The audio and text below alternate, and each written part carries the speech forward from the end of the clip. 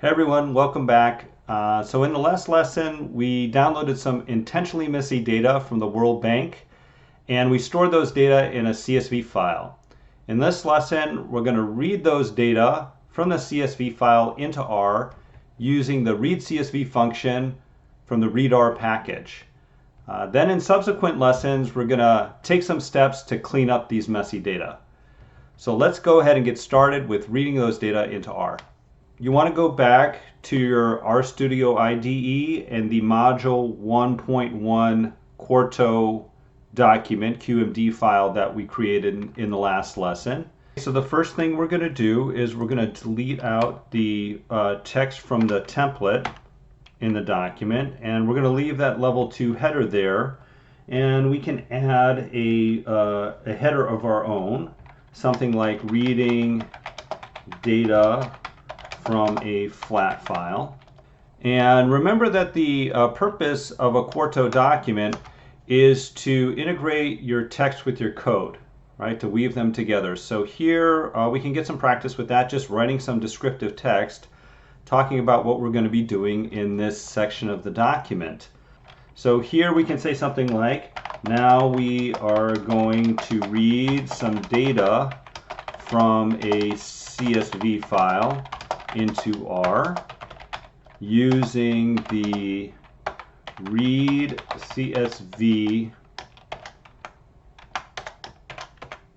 function from the readr package. And notice here how I put the names of the function and the package in backticks. That way when you render it, they'll be highlighted as code. Right? So anytime we have code in line, we're going to highlight that by using backticks in our Quarto document. Okay, and then we can say then we will view the document using the glimpse function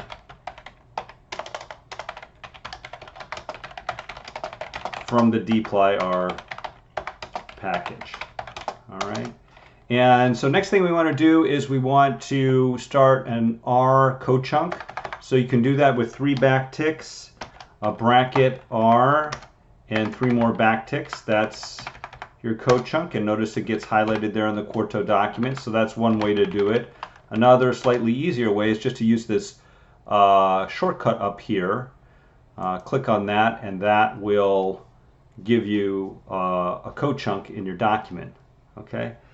So I think it's good practice to go ahead and add a label, use the hash pipe operator here to indicate that you're going to be giving Quarto a chunk option, a code chunk option. So in this case, we're going to be giving it a label, and we can just call it something like, and call it whatever you want, but we'll call it readCSV. And that just gives it a name so that if there's an error or something like that, you know which code chunk is acting up. Okay, so from here, what we can do is we can start with a code that we're going to write for this section. The first thing we want to do is we want to load packages. So let's write a little comment here that says load packages. And so in our code chunk, or in any R code, if you want to insert a comment, you just put a hash mark, and that just tells R not to evaluate that line. It's a comment. It'll recognize it as a comment. So let's go ahead and load our 2 packages in. We're going to be using readr, and we're going to be using dplyr. All right. And then the next thing we're going to do is we're going to read data from the CSV file into an object called World Bank Data Messy. And I'm probably over commenting here, but since this is our first code chunk together, let's just be very clear about what we're doing. So here, like we said in the comment, we're going to create an object that's going to contain our data frame, and we're going to call that object wb_data_messy. And then we're going to use an assignment operator. Assignment operator is this operator where we have a less than sign and a dash. That tells R put something put what we're going to type next into this object. Okay. So we're going to use the read CSV function to read the data in and then put it into this object. So next thing we have to do is tell R where the data are.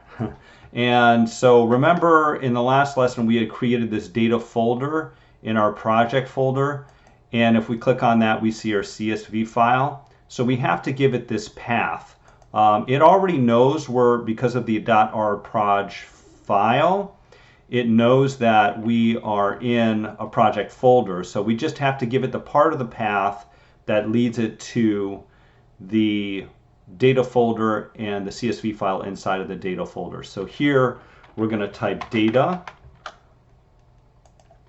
/messy _wb _data.csv. All right. And now the last step here is just to view the data, and we're going to use the glimpse function from the dplyr package to view the data, and then I'll show you one other way to look at the data as well.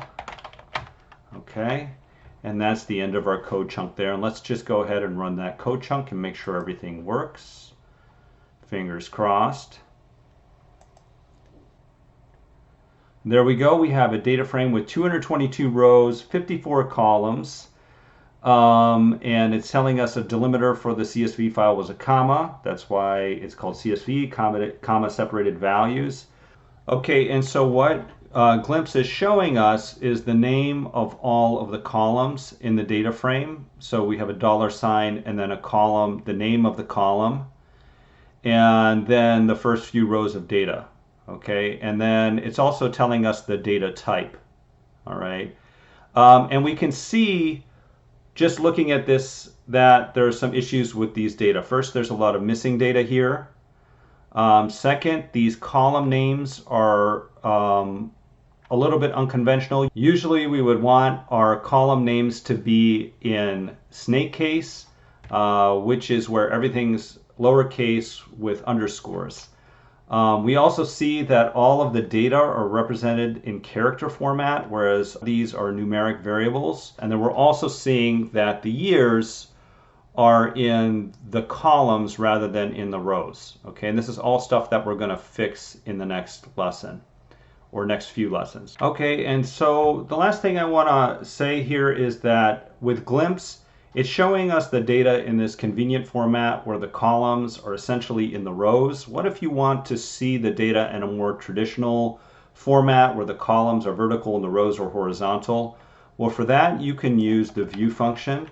So you can type view World Bank _data and then hit enter, and that'll bring up the data frame in your viewer there. And the other way you can do that is just by clicking on the name of the data frame down here, right? And it'll show you the data.